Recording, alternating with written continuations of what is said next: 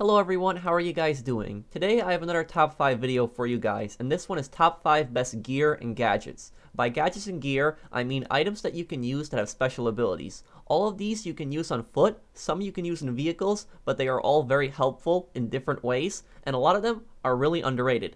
Now let's get started. Starting off at number 5, we have night vision and thermal vision. I decided to put the two together since they both change your vision. First, with night vision, you can pick it up at any gun store for $17,500, making it the cheapest purchase on this list. Everyone should get it. Even though people don't use night vision a lot, I do find it very useful. For what exactly? For planes and helicopters flying at night. I find it a lot easier to fly at night with night vision. To use it, all you have to do is go to your interaction menu and go to gear and activate it. You can activate it even if you don't have it on before you go into an air or ground vehicle. I find night vision very useful for flying at night. If I ever dogfight someone at night, I use night vision, and if they activate off the radar or ghost organization, it's still easy to find them. Take a look at this. I told one of my friends to go off the radar and activate ghost. I would try to find him, and I was able to easily find his jet with night vision each time.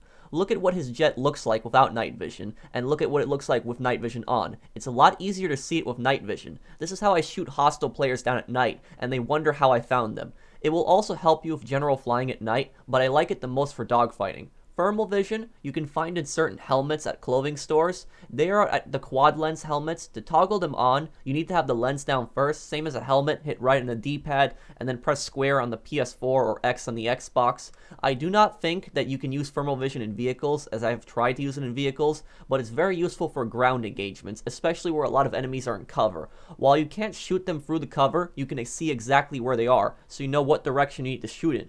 Thermal vision also helps you find targets a lot faster, as here I found the snipers on the platform, then I used it to clear out the rest of the enemies, and I could see exactly where they were, easily. At number 4, we have the scuba diving suit. These you can find in the outfits section of any clothing store. The scuba diving suit is the least used out of all the gadgets and gear on this list. While the suit may seem expensive for around $150,000, it is worth it. If you own a scuba diving suit, make sure you save it as an outfit, that way you can use it whenever you're near the water.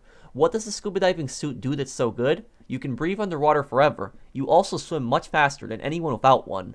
A lot of people I notice don't use these if they are ever in the water. The best part about the scuba suit is that it makes you easy money with salvage. Salvage is a VIP challenge, and before the suit was added with Doomsday, it took some time because you swam underwater at a slow rate and had to constantly collect rebreathers. However, you swim much faster with the scuba diving suit and you don't have to collect them. Do salvage with a friend. Have your friend hover about above the area in a helicopter and dive down and collect all the checkpoints. Make sure only one person collects them, all for max payout. They increase in value with each one collected. This area right here is at the back of the LS docks. I have noticed it's the best area for collecting them, as the checkpoints are the closest to each other. It took me around 5 minutes, and I got $22,000 for collecting all of them, and a bonus $17,000. The bonus you should split with your friend.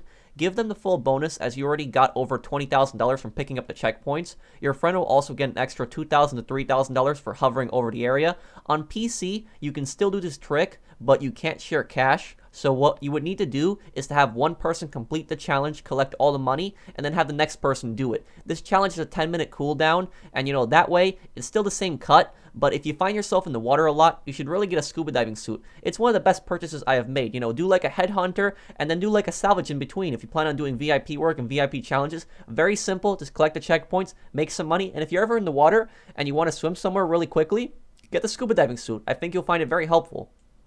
Next at number 3, we have the RC Bandito. This is the most recent addition to the game, and also the most expensive one. The RC Bandito costs $1,590,000, which is kind of ridiculous for an RC car, but I do find this vehicle very useful. You can spawn it from the interaction menu, and when you do, your character automatically disappears, and the car does not appear on the radar. This thing is very useful for getting out of bad situations. If you have some griefer going after you, bothering you, the RC Bandito is a great way to get out of combat and annoy them. I had a griefer about a month ago, when this car first came out, go after me. Eventually, I thought, let me try to use the RC Bandito to see what happens. He couldn't find me. He actually thought I activated Ghost Organization, and then he activated his own, and then he went off the radar, and I made him waste his money. He then started spamming me, "Where are you? Come out and fight." I just sat in an alley with my RC car annoying him. The RC Bandito can also be used to counter the orbital cannon. Here you can see me testing it with my friend. If you are in one and someone tries to orbital you, they will target the RC Bandito. Most griefers will not even realize you're in the RC car, and they'll just bomb you with the cannon anyways. They will see you moving and will just hit you. When they do, it does give them another shot and it refunds their money, but it's a good way to avoid getting orbitaled, and it will annoy them. When the RC car gets destroyed, you will spawn at the original location you spawned it at, so make sure you run for cover before you spawn the RC car, as they will try to hit you again. If you're fighting someone and they randomly disappear, chances are they teleported back to the facility with a heist invite. While I haven't used it against griefers, I will try it next time someone teleports back to their facility. It would be funny if you were in a tunnel where you can't be hit by the cannon, and you just keep spawning the RC Banditos. You keep driving them out, and they keep hitting him, wasting their money and destroying them. I read one post online where a guy said a griefer teleported back to their facility and they orbitaled his RC car. Then they said he has no skill and left the lobby. Kind of ironic, considering that they think using the cannon somehow takes skill, but the guy using the RC car doesn't. But hey, if you're in a bad situation, use the RC Bandito. It only has a 1-minute cooldown, so you can keep spawning it. It also has a remote control bomb and mines, which I guess are a plus, but I use it mostly to counter griefers and just get out of bad situations.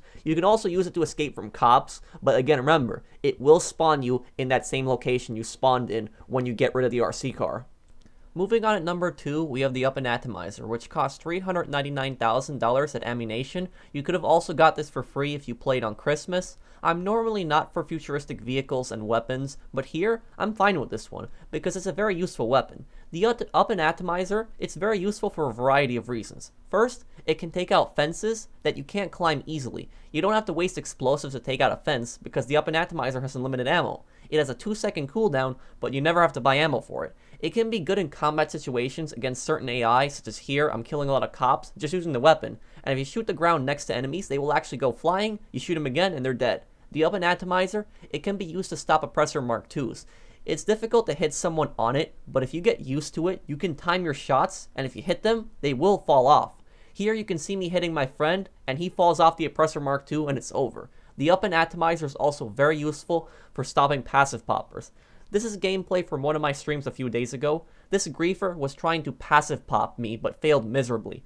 I have found it's useful for passive poppers because you just shoot at the ground when they try to get out of it, and it makes them go flying back, and you just keep shooting them until they're dead. It has a much faster firing rate than the RPG. However, the best use for the Up-n-Atomizer is to get vehicles unstuck, especially delivery vehicles during sales. In the past, we would have to get a phantom wedge or a ramp buggy, and we would have to wait for it, then drive it over and hit the vehicle until it's unstuck. But this thing, it doesn't damage vehicles as much as the wedge. On that same stream, I was driving a boat during an MC sale, and I accidentally beached a boat. When a boat like this gets stuck, it has around 1 minute before it explodes on its own, but I was able to save the boat and the product by shooting it until it went back into the water. The Up-n-Atomizer is one of the best additions to the game, and everyone should consider buying one. It's a very helpful weapon.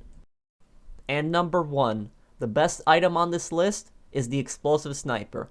The Explosive Sniper was first added with gun running, and it is amazing. A lot of people would say the Explosive Sniper was overpowered. I disagree with that statement because the sniper only holds 40 rounds, and the ammo is pretty expensive at $1,450 for 4 rounds. Before gun running, if someone asked me whether fighter jets were overpowered, I would tell them yes. Today, no. The Explosive Sniper is the counter to jets. 2 shots, most jets are destroyed. Here you can see me shooting down my friend easily who's flying a laser. I think the Explosive Sniper is what GTA needed, because do you remember what it was like before it was added? Jets ruled lobbies. There was barely any counters to jets. They would just dodge most homing missiles and keep dive bombing you. You would get lucky and one of your missiles would hit them or they would crash. And because of this, jets were the most broken, overpowered vehicle on GTA Online years ago. But the Explosive Sniper solved that issue. Jets are no longer overpowered. When gunrunning first came out, there was a guy in a jet passive popping everyone in the lobby. I unlocked the explosive rounds early, and I shot him down the moment he exited passive mode. He messaged me, "Wow, Explosive Sniper noob."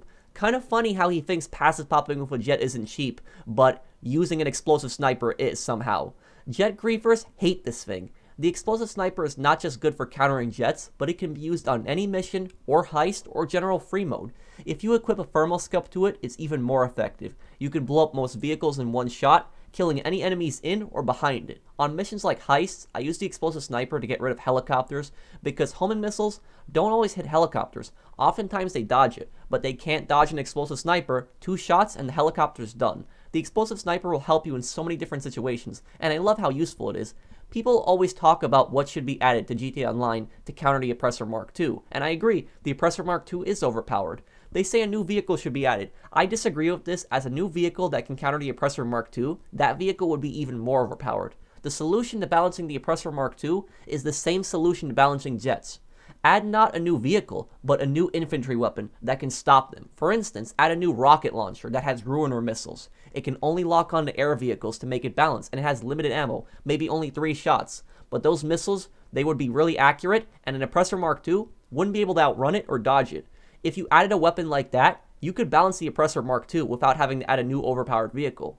And that is that for this video. I hope that you guys enjoyed it. If you did, drop a like. If you're new to my channel and enjoy my content, and subscribe. Let me know down below if there are any other gadgets or gear that I missed. And I will see you guys in the next one. Take care, everyone.